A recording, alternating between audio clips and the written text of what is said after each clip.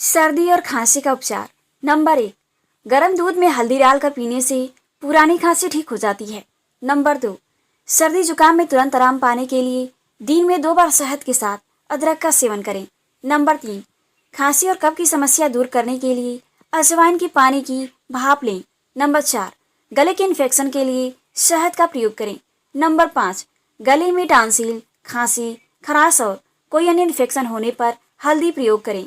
आधा चम्मच कच्ची हल्दी का रस गले में डालें और कुछ देर मुंह बंद रखें। मुंह की लार के साथ ये रस गले में जाने लगेगा और आराम हो जाएगा।